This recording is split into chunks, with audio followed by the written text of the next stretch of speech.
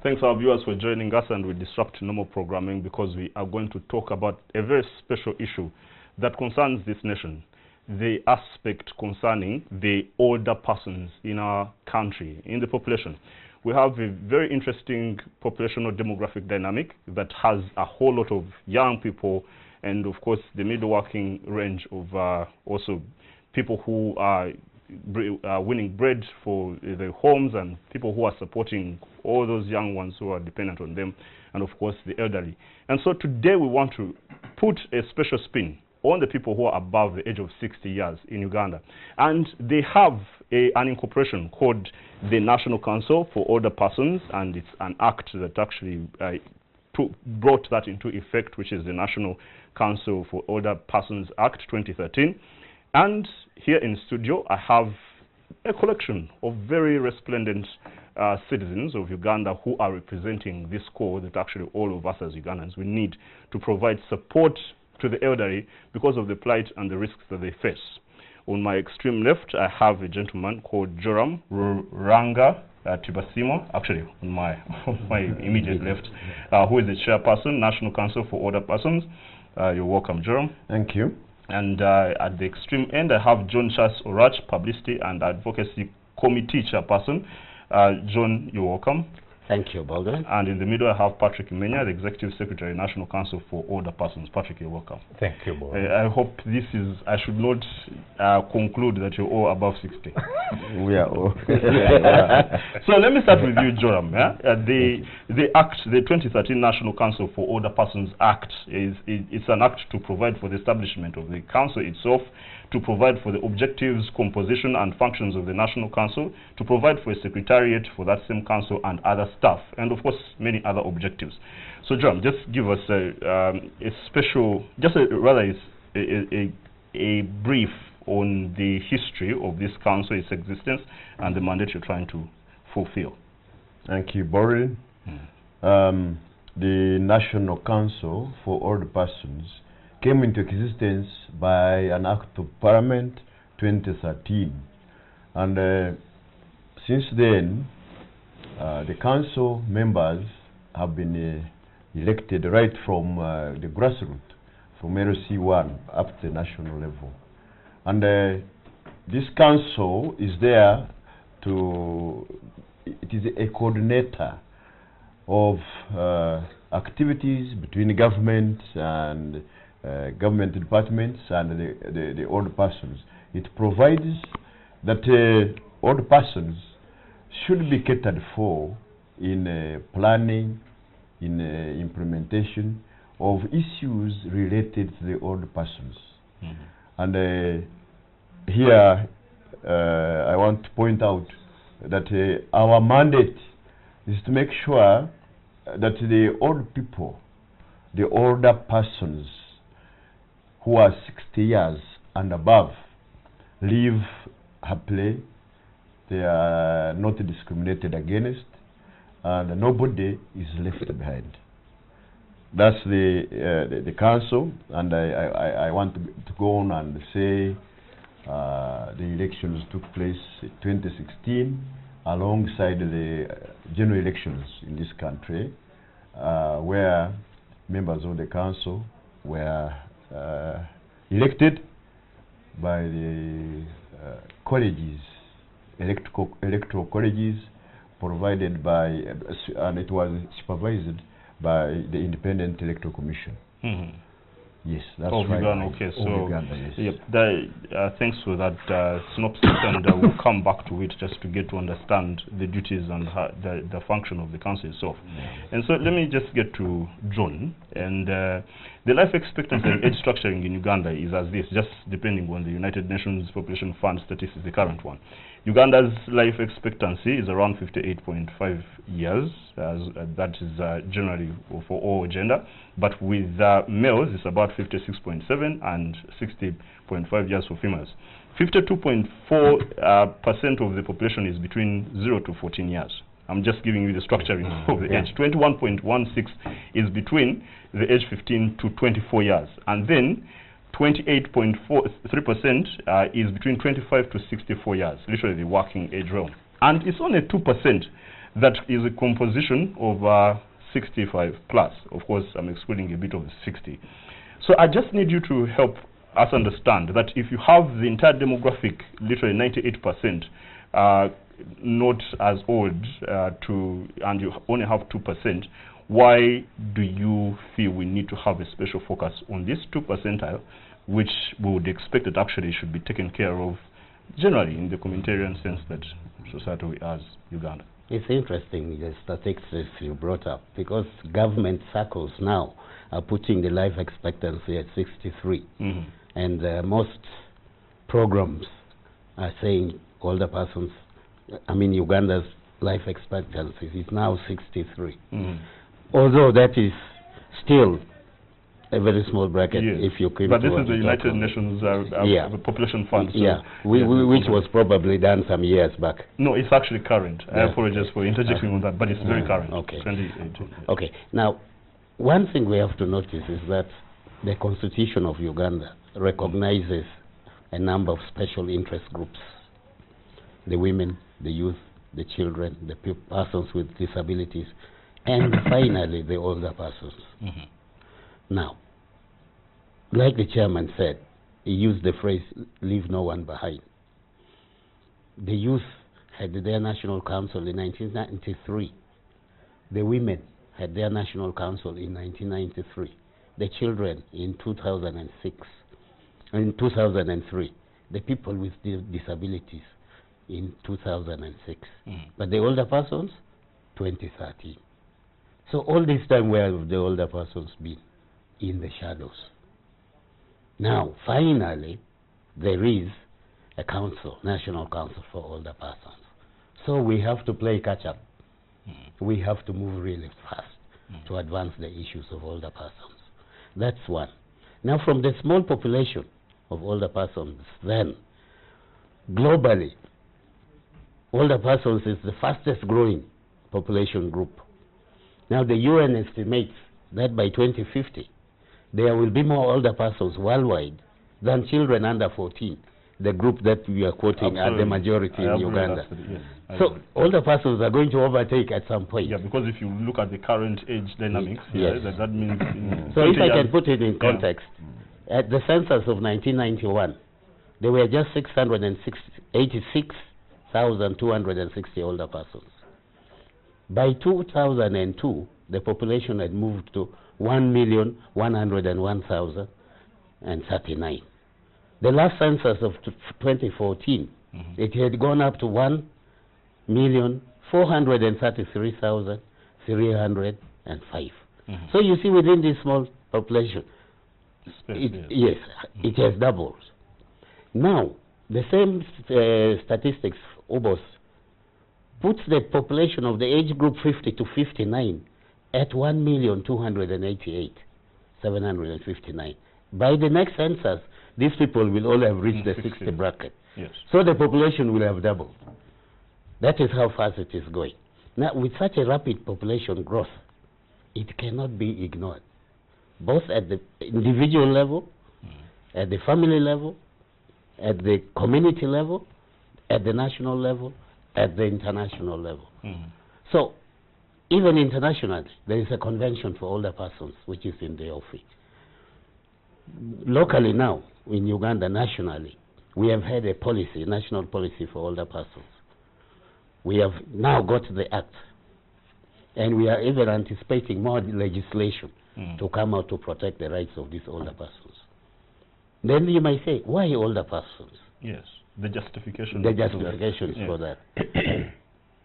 Now, older persons are really the heads of the families, right, in this country. Without an older person, there is no other age group. They would not be there.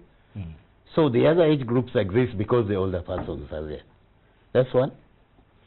These older persons, they are the guardians of our traditions and our culture and our cultural values. They are the ones who ensure social cohesion and resolution of conflicts. And they are the ones who support and care for children, particularly orphans. 63% of orphans and vulnerable children in this country are under the care of older persons. They drive the economy. You know, when the economy of this country depended on cash crops like coffee, cotton, tea, who were growing those crops? It's now the same older persons who are there. The infrastructure that we are building on, the older persons built it. Yeah, so if they had all that economic clout and foundation, why do we now need to give them special care? Now we need to give them special care, as you will find out later. Yes. Is the systems that used to be in existence. Yes. Let's start with. Okay. Let's start We're going with to talk about the cultural systems. I think I preempted. Let me come to Patrick just a second. Now, Patrick, as all of you are trying to explain, especially Chairperson and John. They help us get now a bit of an enumeration of the risks and the vulnerabilities that these elderly people are facing that really are prompting this justification for us to put a special focus on them. Yeah, some of those key risks that we've identified and the vulnerabilities that they are facing. Thank you so much, Borin. And when we are talking about the older person, like you have rightly said, this is the age above 60. And at the age of above 60, these persons, any other person, biologically, growing is a process. So as someone gets to 60, he is becoming frail, he's becoming weak. And that's why we are saying he's becoming vulnerable to a number of things. One, poverty. When we look at the older person, we see that old age brings a high risk of poverty. This person used to work, but he has reached 60. Those who are in the formal sector no longer work, no longer receive the salary. Those who are in the informal, their energies have gone down. They no longer run, they no longer foot like they used to do. But remember, like Jonah said, they had families.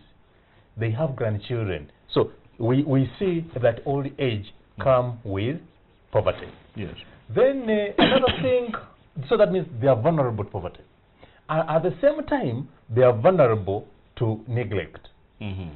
We people, as we grow, we leave their homes, we come to Kampala. Most of us have come to Kampala. We have left our mothers and our fathers in our rural setup.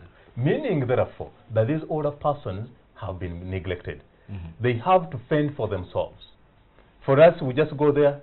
In a minute, I've come to see you, I'm going back. The older persons don't need the money, they need our presence. So we have neglected them. Not only neglecting them, but there is an abuse. There is what we call elder abuse. The older persons have been abused.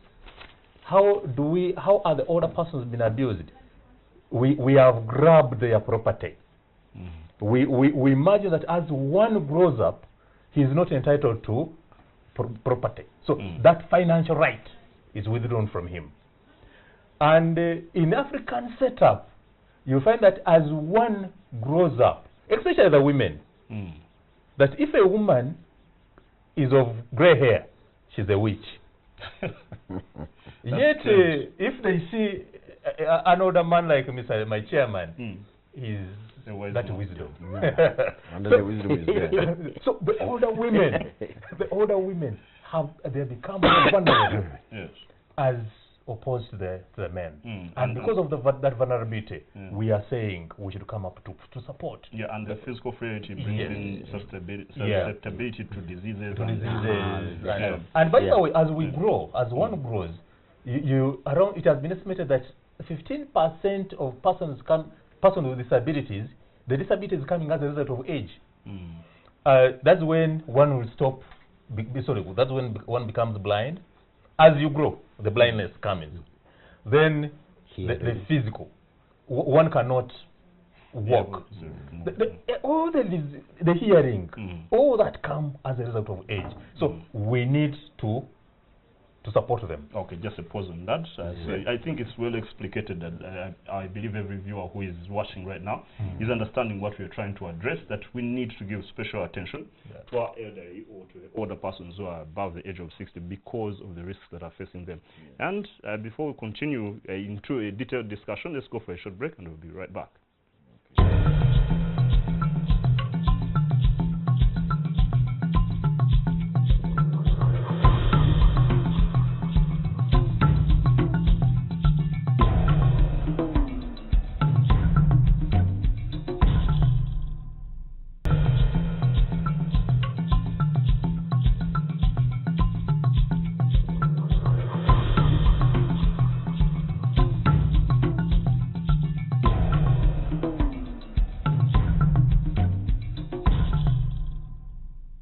Thanks for keeping with us. I'm Karaga Bordens, and we're coming to you live from the Kampala Student International Conference Center. And we're discussing a phenomenon that really is pertinent to all of us as citizens of the world, and Uganda in particular. And we're talking about the vulnerabilities, the risks that the elderly persons above 60 years are facing in this nation. And we put a question on our social media handles, particularly Facebook, and we've asked, what is your opinion? Should government really intervene? Should we have a deliberate support to this age group? And Mzee Wera Joshua, I don't know whether Mzee is actually above 60, he said, being elder is all about being prepared for it. Those who didn't invest wisely suffer a lot. And here the gentleman makes a response to that. And so, John, a total of 151 and 178 older persons from 47 districts. That's the report that we got of the recent meeting that we had in Shema, celebrating the Elderly Day, the Elders' Day. For older persons. Yes, for older persons. And these people are given a monthly stipend from the Social Assistance Grants for Empowerment scheme, and through which older persons are provided 25,000 shillings per month. Hopefully it's actually getting to them direct.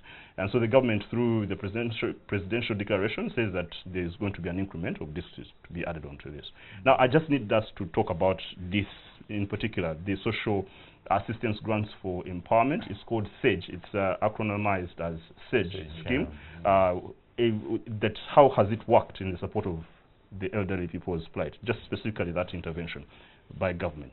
Okay, let me take that one on. SAGE, as you know, was started by a cabinet decision of 2010. The cabinet agreed that it would introduce this program called SAGE. Now, to put it in context, SAGE is a component of the wider social protection. Now, social protection is actually a contract between the government and its citizens. Yes. Where the government addresses the needs of the citizens, where they are wanting. Now, SAGE happens to address income insecurity among older persons, because under the social protection policy, it has got two pillars. One is income, and the other one is social care and social support. Now, SAGE addresses the plight of the older persons to try and make them income secure in their old age, to bring back their esteem, to help them. Now, what SAGE has done is that it was introduced in 2011, in 14 districts, 14 pilot districts. In 2014, Yumbe was added on under presidential directive, and they became 14 districts up to the end of 2015, when phase 1 of the SAGE project ended. Now, this has been one of the most successful government projects. Everywhere it is being operated, and it's a project that has worked so well, and has impacted not only the lives of the people who receive that money, but also in the communities where that program is being implemented, on the local economy, because all the money paid out to the particular individuals remain within their localities. So the shopkeepers can stock more, the people have buying power, and how it is spent, so research has been done, a lot of this money goes into caring for grandchildren. Their scholastic needs, their, materials, food, nutrition, and then it also helps the older persons to access transport to hospital in case of sicknesses. Now, a lot of people seem to think 25,000 is too little. Is a small money in Kampala. Next door here in the where we are now, you cannot even have a meal on that amount. Absolutely, 40,000 plus. Yes, but you go to the rural villages, where when you give somebody 1,000, they compose a song in your name. Now you're giving them 50,000 lumps up for 2 months, and they know how to use it. Now, they have formed, for instance, groups among themselves.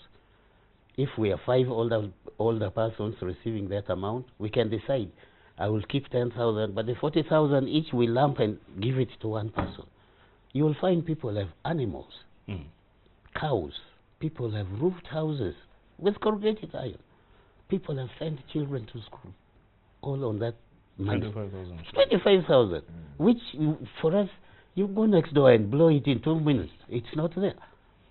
That's what it has done for the people. You said 40-something districts. Yeah. Just to put it correctly. No, 47. It is actually 57 now. Yeah, because of the addition of the Yes.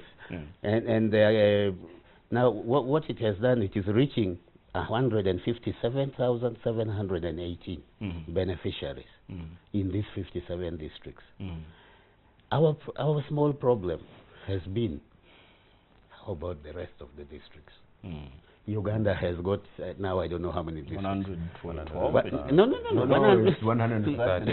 130 something. Okay, that So, means I've really personally lost count of that. Yes. So how we are going to get there? Yes.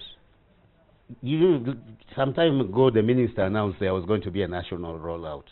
So for us as council, we said, good, now at least it will cover the whole country. Okay. But in financial year 2019-2020, it's not allocated. Yes. It's not there. So we don't expect a national rollout until, except if more money is made available to government. But what is happening is that the coming financial year, another 5 districts are going to come on board. Yes. So 5 plus 50, we hope, 57, by 2020, we will have 62, less than half of the number of districts we have in this country. Okay, thanks, John. Yeah. So let me just bring in the issue, the extended issue, the historicity of our culture here. If you'll allow me, just a small one. Just a small one. You know, it was, when it started, it was 60 years old in Karamoja because of their living style, and 65 in the rest of the districts. Yes. But then recently, government said, no, we should at least pick the oldest 100 per sub-county and pay those. Again, they changed around and said, no, now we are going to pay the oldest 80 and above, to reach. So we begin wondering how many 80 and above are there? Yes. Yeah, and now let me just bring a counter argument, question literally, to Joram. Let me first give you the figures. Of course, as a nation, our population standing, we are 44.7 million Ugandans, and as by November, literally 2018. And the median age of the entire population is 15.9 years. Okay, the Uganda population is equivalent to 0.58% of the total world population, and we rank 32nd in population terms, and the population density is 200. Just giving facts to our viewers. But let's bring in the cultural aspect. Historically, we are known, and of course Africa as a whole, as to be culturally embracing the elderly, that we are supposed to take care of them. I think Patrick alluded to it. What went wrong? Why don't we still have these social safety nets and the program that is naturally bred and inherent to support these elderly of ours? What is happening? Thank you very much, Borin. It's a good question, and definitely you are right. In this country, we no longer respect culture. There are many other factors that have brought in, this, I suppose. One is poverty in this country. Some time back, you know, our children used to earn money, lost more at that time. Then it would maintain the parents and the grandparents and the rest of it. But these days, the inflation has eaten up what these children of ours get. And we have even imported culture from other places like these European countries, where when the children attain the age of 18, then they can go away and leave their parents alone. In this country, in Uganda and in Africa in general, we are lucky that our children would take care of these old elderly or older persons. Now, because of what is happening, I think economically, we are no longer doing that one. We have also, the children have now moved to urban centers, and to go back to the village becomes a big problem. Mr. Paul, you might know some of our parents, when they come to visit us in Kampala, and some of the children at times they don't cater fully for their parents because of culture. You know, when parents come, some of them are made to sleep in boys' quarters, others are not well treated, but I think economically we have had a problem.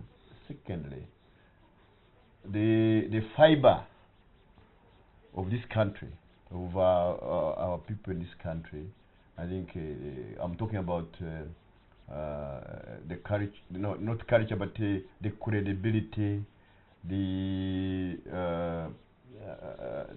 mentality of our society has now gone berserk. You know, as you have rightly put it, children used to cater for their parents, but these days they want even as we went to regions to meet some of these our fellow older persons, they were telling us stories where children are even snatching the property of their parents. How their parents they want to snatch everything so that the parents have nothing to cater for, and to cater for the bazukuru. The bazukuru now are suffering because the HIV/AIDS has brought in a problem. Population December. But let me just, Joram, if because let's not also skew it to one side. Just in maybe 30 seconds to respond to this. Is there also a contribution to the elderly that have been parents that have not parented their own children, that the children do not find themselves really obliged to take care of the elderly? It is true. It is true. Some parents are not caring for their children, and it has been a problem. Some of us, you know, are involved in cultures that are foreign to us. For example, people going, shall I call it, being naked, dressing in short, putting on short dressing, scanted dressing. That one, it can't be a role model as a parent. So also the parents have a role that they're played to. So let me get to Patrick just to expand on the contribution, because I don't want to ignore much of it, of government under the social assistance grants for empowerment. Is it only financial, or are there other interventions that are packaged in these social protection measures that the government has put? What other things are being propounded to actually give more support to this age group? Thank you so much, Brodwin. Possibly before I can attack Mike. Yes. I just wanted to just supplement on Joram's contribution. Yes. As a result of the breakdown of our culture, we are, even in Uganda here, we are institutionalizing older persons.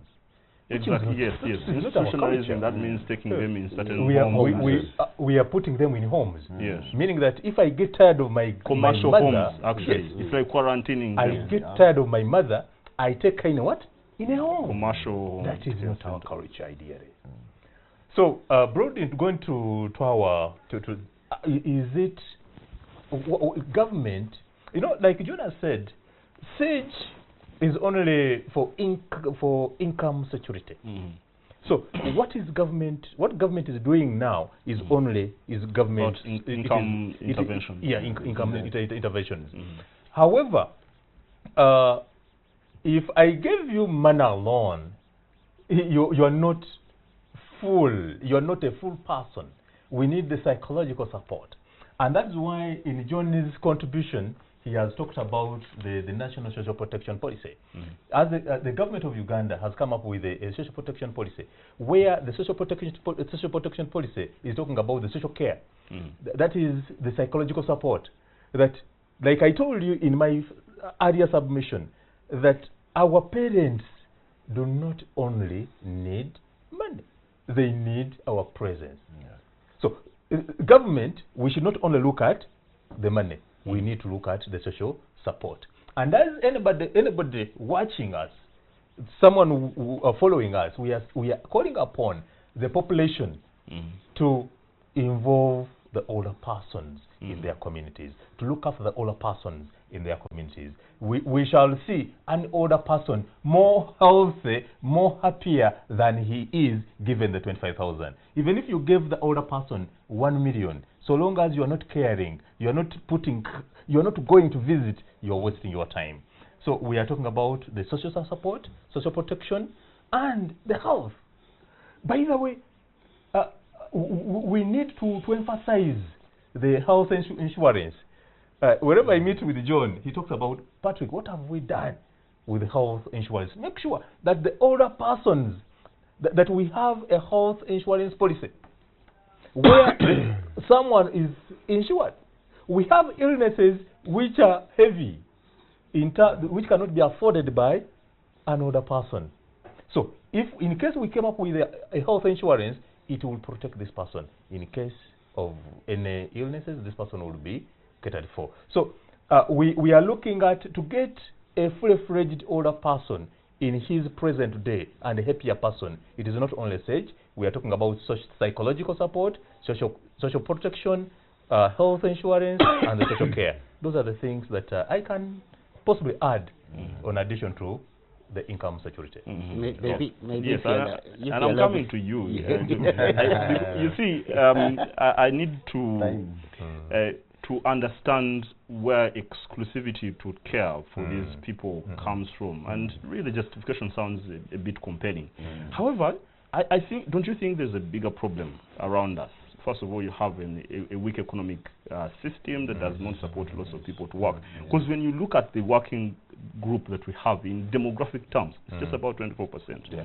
So you have an economic disempowerment of the whole society. You have cultural breakdown, as you talked about. And so we need to ask, I'm asking you, are there certain other things, mechanisms that should be done preventatively so that these people, when we get into our old age, we do not suffer these things, both on personal level, like maybe 2 issues, and then government effort. As he's talking about healthcare system, if you don't have a proper healthcare system itself, a medical support system, insurance, if you do not have a strong economy, you're having an illusion that only this 25,000 shillings is going to do much. Actually, recently we were discussing the issue of social insurance and medical insurance. Let me start, first of all, the issue you raised. I want to refer you to Section 34 of our Constitution. That section clearly states that parents are obliged to take care of their children. So that, where is the converse? Yes, the reciprocity. Exactly. Where is it? So the Constitution itself, starting with it, has got that loophole. It left the older persons out. So you're implying that actually if the children were compelled constitutionally to take care of the elderly, that it would even be legally binding, that if you're not taking care of your old, that you can actually be either penalized through incarceration or through... That already exists in some countries. But in Uganda it is not there. In Uganda it is not there. Then the other thing I wanted to point out, in line with what you are saying, you know, when you look at the older persons, most of them, the majority, 98%, are in the informal economy. Yeah? And they are not covered by any sort of support, any kind of insurance. Nothing at all. So recently we were debating, we say, how do policies reach those people in the informal economy? Our parents have been toiling in their garden since we were born, without any pay. But nobody recognizes the contribution they made. Now, in old age, where even if you bring in medical insurance, which they can't afford anyway, because they don't have the money, people are dying simply because they don't have money. Medical insurance. Now, can't we devise a system where the country, for instance, can have a national medical insurance to cover everybody, but particularly those who have no access, who cannot pay for themselves? Those like you, I'm sure you have a scheme covering you, but how about your parents? So those are some of the things that we really need to look at, and that is where this social protection policy comes in very handy. If properly implemented, it will relieve some of those questions that you are asking. Okay. So is there anything, like just one or two, that a person can do actually, if they can, out there, to prevent such risks, to give them some sort of prudent mechanisms that they can undertake to cushion themselves as individuals? If I'm now 50, are there certain things I can start to do now? Because I don't want us to make it. Yes, I want just 1 minute, please. Yes, I want to so come go in for a here. break. I want to come in here. Yeah, so that I Surely go for a break. those who are working, Yeah. who are being paid money, Yeah. they must start saving some little, and they get involved in some projects that they can, where they can invest some of this money, because they should prepare for the old age. Okay, so we need to make sure we have savings in some form. And so you plan for it. Yeah, on that note, let me first go for a break. We come Okay. back and conclude this at this within about 15 minutes as we wrap up. Thanks our viewers for keeping with us on this very pertinent issue of discussion that regards our elderly citizens. Please, let's go for a break and I'll be back.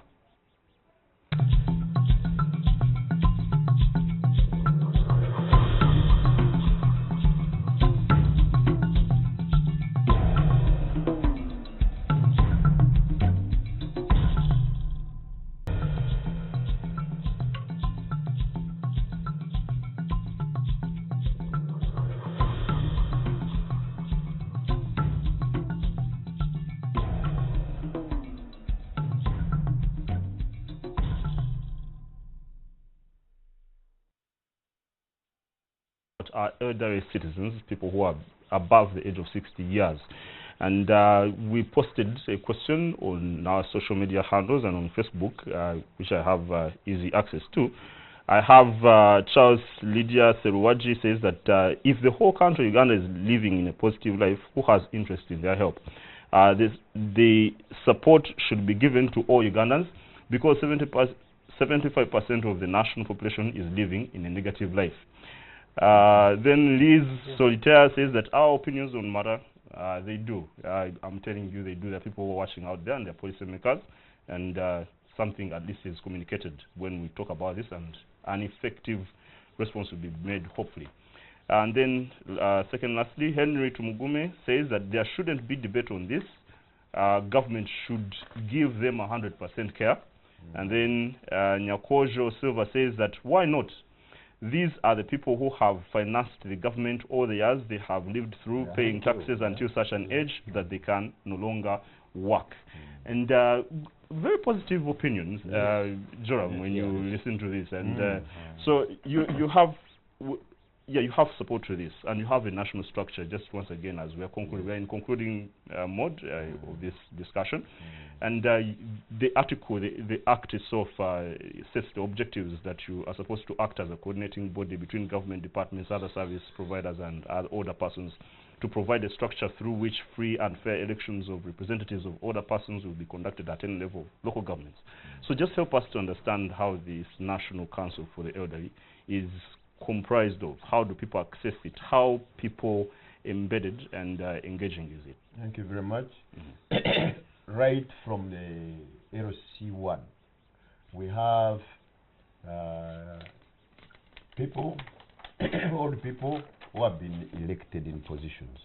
We, at each level, LC1, we have an executive of 5 people, comprising of men and women of 60 years and above. And as you go to the parish level, as you go to the sub-county, as you go to the district, these executives form a council. That council varies at different different positions. For example, at the sub-county or town council, it is composed of the 5 people I have talked about, the executive.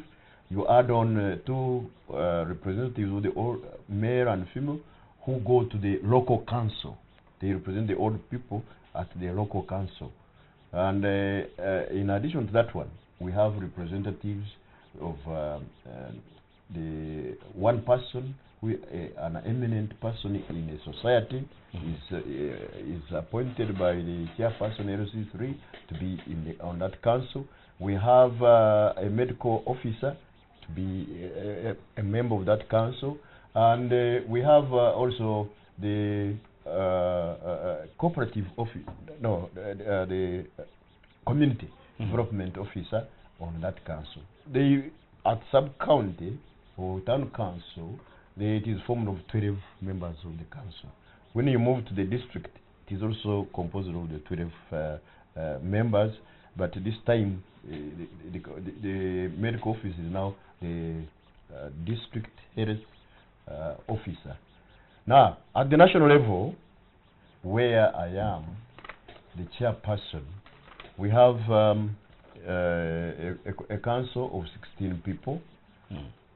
To each region, the original regions, the 4 regions of Uganda, each one brings in one person, one male, and then a second one is a female and a male. Those are 8 members of the council. Then the minister, the Honorable Minister of Gender, Labour and Social Development, which is our mother ministry, they appoint one person, a medical doctor, who is in charge of the elderly, who has studied the diseases of the older persons. There is one person of a gerontologist who has studied the well-being of the older persons. And then, on that council, we have 5 major ministries which are represented: Ministry of Public Service, Ministry of Finance, Ministry of Health, Ministry of Local Government, and then our mother ministry, Gender, Labour and Social Development. We have our headquarters in Simbamanyo building, floor 4. We have a small office that we have been offered, but we are trying to get a bigger office. That's the structure there. But then, therefore, our members, the older persons at each level, can be served by the councils, by the executive committees that I have mentioned. Okay. And unfortunately, some of the act provided that when you move from one position to another, there should be replacement. But those have not been done by the Independent Electoral Commission because they are talking of having no funds. That is how our older persons can come in, and they are free. When we have such meetings, they are free to come. Even those who are not on the committees, they can come and see what we discuss. Okay, so the council is open to people, is democratic, and is very involving. Okay, Patrick, just thanks indeed, Joram, on that. There are challenges, and on this recent commemoration, in Shema, he himself, Joram, mentioned that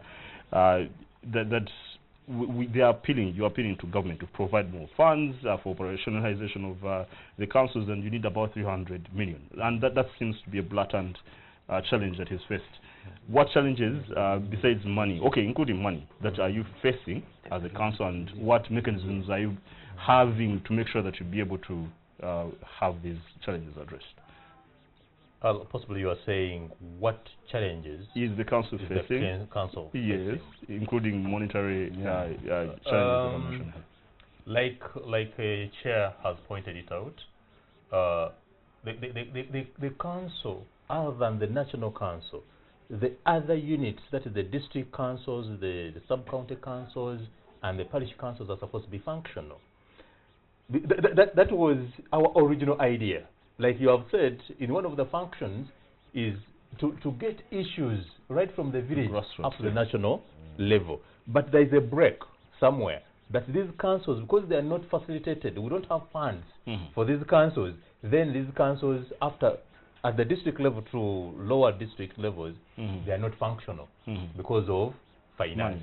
So as we are talking about the council being facilitated at national level, at lower councils, they are not functional. And he has also and that makes it now very difficult to actually have people participation and natural growth through the And the other thing is, he has already mentioned it, that when we kind of like Mr. Joram, he was elected at LOC 1, at Council 1, and he became a chairperson. But all through, his position has not been filled. So there are gaps everywhere. Just see, in Chisenyi here, that time I was in Chisenyi, even the Council for Older Persons is not there. They started from LOC 3. So that means we can't get issues of older persons from Chisenyi. That was you know, as elections were taking place, very few people knew what they were doing. It was not well publicized, and because of that, some villages didn't elect their representatives. So there is that gap. Then, on addition to resources, yeah, just one more. we are having what we call ageism, the attitude. If you went to someone's office and you are talking about older person, this person says, "Oh, old." Why, like the first person? Yes. He said, "Why? How come that they didn't plan when they were young?" So that is the attitude you are talking about. So people are very negative about what they are talking about of issues of aging. We are having issues with medicines for older persons. In health centers, the older persons are competing. You know, currently we are competing with diabetics, are competing with the young children. So the health practitioner will say, there is an older person of 90 suffering from diabetes. Then there is a younger boy of 16. Yes. Of the two, whom are you going to give the what? The medicine. Okay, that's an attitude issue. Yes, Patrick, just on that note, because I'm asked to be out of here, let me just get John one contribution. Just two plan issues, just enumeration. 1 minute, please, John. Yeah, just 2 minutes. Two issues you feel. Patrick, that was a brilliant contribution. It's just let me mention more than two, but very, very quickly. Okay, please. The first one I want to encourage our people is, now that we have come out, you know that the older persons are there and their issues are available. Please listen to them. Our issues are not being addressed. Secondly, we want to encourage active aging, both among the older persons and the upcoming age groups. They must come into old age when they are healthy. That way they will remain healthy. Now, they must prepare, like has already been said earlier, preparing for retirement. For those who are working, at least. From the time you start work, you know that one day you are going to retire. Yes. So start preparing.